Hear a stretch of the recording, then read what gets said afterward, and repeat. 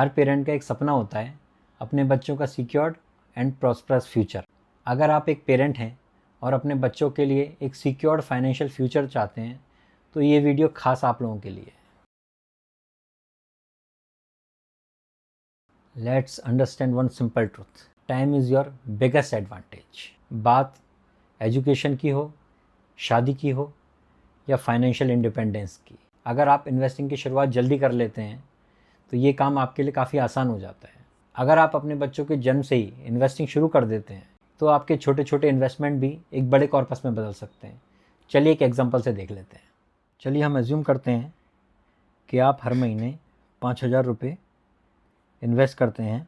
Expected annual rate 12% है और आप ये इन्वेस्टमेंट 20 साल के लिए करते हैं। तो देखिए 20 साल में आपके पास ऑलमोस्ट 46 लैक्स का कॉर्पस इकट्ठा हो जाएगा। लेकिन अगर आप इन्वेस्टमेंट में 5 साल की देरी कर देते हैं और आपका टाइम होराइजन 15 ईयर्स रह जाता है तो सेम कॉर्पस इकट्ठा करने के लिए आपको 5,000 रुपये के बजाय 10,000 रुपये मंथली की ज़रूरत होगी। लगभग दुगना अमाउंट आपको हर महीने इन्वेस्ट करना पड़ेगा, तब आपके पास सेम कॉर्पस इकट्ठा होगा। तो जितनी जल्दी आप इन्वेस्टिंग शुरू कर देंगे उतनी ही आसानी से आप अपना गोल अचीव कर सकते हैं। देखिए, इन्वेस्टमेंट शुरू करने से पहले आपको खुद से ये 3 सवाल ज़रूर पूछने चाहिए। पहला कि आपका गोल क्या है, दूसरा आपको वो अमाउंट कब चाहिए, और तीसरा आपको कितना अमाउंट चाहिए। फॉर एग्ज़ाम्पल, आपका गोल बच्चे की एजुकेशन है और आज उस एजुकेशन में 15 लाख रुपए का खर्च आता है। तो अगर हम इन्फ्लेशन को कंसीडर करें तो सेम एजुकेशन पाने के लिए आज से 20 साल बाद आपको लगभग 70 लाख रुपए की ज़रूरत होगी। तो आप अपना जो भी इन्वेस्टमेंट करें वो इन्फ्लेशन को ध्यान में रखते हुए और फ्यूचर में आपको कितने रुपए की ज़रूरत होगी उस हिसाब से करें। चलिए आगे चलते हैं और देखते हैं इन्वेस्टमेंट के लिए आप लोगों के पास क्या क्या ऑप्शंस अवेलेबल हैं। पहला ऑप्शन है इक्विटी म्यूचुअल फंड। अगर आपका गोल 10 साल या उससे ज़्यादा का है तो आपको इक्विटी म्यूचुअल फंड में ज़रूर अपना अलोकेशन रखना चाहिए, क्योंकि ये लॉन्ग टर्म में आपको एक अच्छी ग्रोथ दे सकता है। ये ट्रेडिशनल ऑप्शन से ज़्यादा रिटर्न आपको दे सकता है।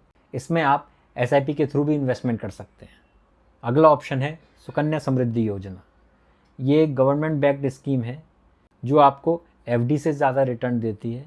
आपके रिटर्न्स टैक्स फ्री होते हैं और इसमें लॉगिन पीरियड होता है जो आपको डिसिप्लिन में रखता है, और इस वजह से आप एक अच्छा कॉर्पस इकट्ठा कर सकते हैं। वो इन्वेस्टर जिनका रिस्क प्रोफाइल कंजर्वेटिव है और वो गवर्नमेंट बैक्ड स्कीम में इन्वेस्टमेंट करना चाहते हैं, उनके लिए सुकन्या समृद्धि योजना एक अच्छा ऑप्शन हो सकता है।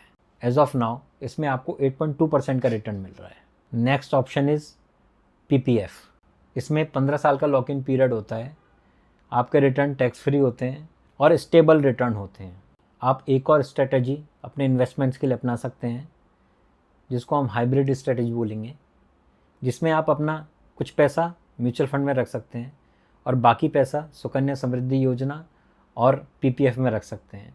इस स्ट्रेटजी से आपको ग्रोथ और सेफ्टी दोनों का बेनिफिट मिल सकता है।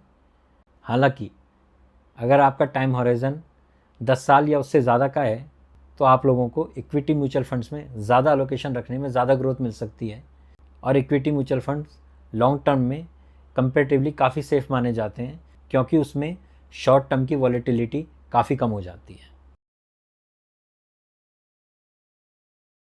अपनी इस जर्नी में आपको कुछ मिस्टेक्स का खास तौर से ध्यान रखना चाहिए और उनको अवॉइड करना चाहिए, जिसमें पहली मिस्टेक है स्टार्टिंग लेट। आपको अपना इन्वेस्टमेंट जल्दी से जल्दी शुरू कर देना चाहिए ताकि कंपाउंडिंग का ज़्यादा से ज़्यादा बेनिफिट आपको मिल सके। दूसरा, बीइंग टू कंजर्वेटिव।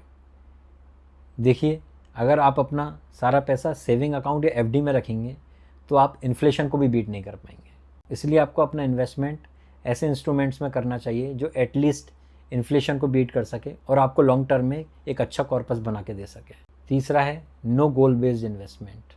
बिना किसी गोल के रैंडम इन्वेस्टिंग आपको कंफ्यूज करती है, जिससे आप डिसिप्लिन नहीं रह पाते हैं, जो कि आपके लॉन्ग टर्म कॉर्पस को इफेक्ट करता है। फोर्थ है अपनी SIPs को बार बार रोकना। देखिए, आपकी इस जर्नी में मार्केट हाई हो या गिरा हुआ हो, आपको अपनी SIPs कंटिन्यू करनी है और उनको नहीं रोकना है, तभी जाके आप लॉन्ग टर्म में अपना गोल अचीव कर पाएंगे। आपका गोल अपने बच्चों के लिए सिर्फ सेविंग ही नहीं होनी चाहिए, बल्कि आपको उन्हें सेविंग हैबिट्स, बेसिक इन्वेस्टमेंट और मनी मैनेजमेंट के बारे में भी सिखाना चाहिए। यही आपके बच्चों के लिए सबसे अच्छा गिफ्ट होगा। इस बात का ध्यान रखिए कि आपके बच्चों के अच्छे भविष्य के लिए आपका अमीर होना ज़रूरी नहीं है, आपका डिसिप्लिन और कंसिस्टेंट होना ज़रूरी है। अगर आपको ये वीडियो अच्छा लगा तो उसे लाइक कीजिए, शेयर कीजिए, चैनल को सब्सक्राइब कीजिए और बेल आइकन दबा दीजिए। और अगर आपको कोई डाउट हो तो नीचे कमेंट सेक्शन में पूछ सकते हैं। Thank you.